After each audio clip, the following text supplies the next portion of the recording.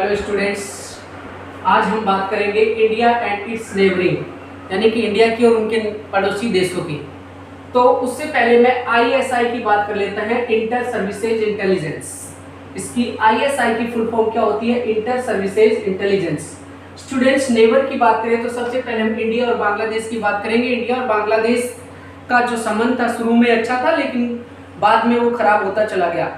लेकिन बांग्लादेश को इतना नहीं पता है कि बांग्लादेश को इंडिपेंडेंट करवाने में भारत की पूरी सहायता भारत के द्वारा दी गई थी उसको, और भारत के कारण ही वो इंडिपेंडेंट नेशंस के रूप में सामने आया था।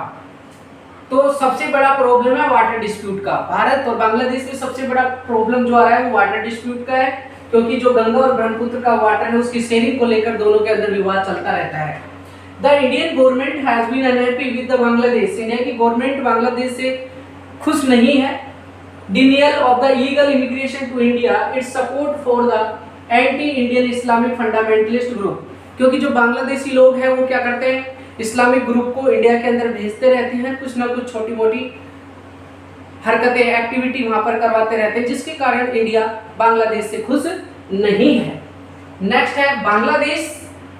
Bangladesh refusal to allow to move through its territory and northern eastern India. Bangladesh क्या करता है, बांग्लादेश है जो रिफ्यूज को भेजते रहते हैं शरणार्थियों को। बांग्लादेश से जो शरणार्थी आते हैं वो इंडिया में भी आते रहते हैं, जिसके कारण भारत को बहुत ज्यादा प्रॉब्लम क्रिएट होती रहती है।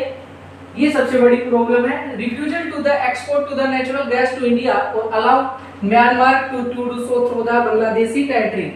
इंडिया को जो नेचुरल गैस इंडिया अगर किसी को एक्सपोर्ट करना चाहता है तो बांग्लादेश अपने वहां से नहीं करने देता है, नेचुरल गैस वहां से लाने नहीं देता है, और जो म्यांमार का उसको खुली छूट दे रखी है कि वो कभी भी आ सकता है, जा सकता है, नेचुरल गैस को एक्सपोर्ट कर सकता है और वहां से ले जा सकता है। ये सारी चीज बांग्लादेश के द्वारा म्यांमार को दी जा रही है, लेकिन इंडिया को नहीं। तो हम कह सकते हैं कि इंडिया और बांग्लादेश का जो रिश्ता है कुछ ठीक नहीं है, क्योंकि बांग्लादेश एक छोटी कंट्री होते हुए भी इंडिया है उसको सपोर्ट नहीं करता है, बांग्लादेश इंडिया को। लेकिन इंडिया बांग्लादेश के लिए कभी भी कोई भी भूकंप आ जाता है, बाढ़ आ जाती है, तो उसके अंदर सहायता राशि पहुंचाने में पीछे नहीं हटता है।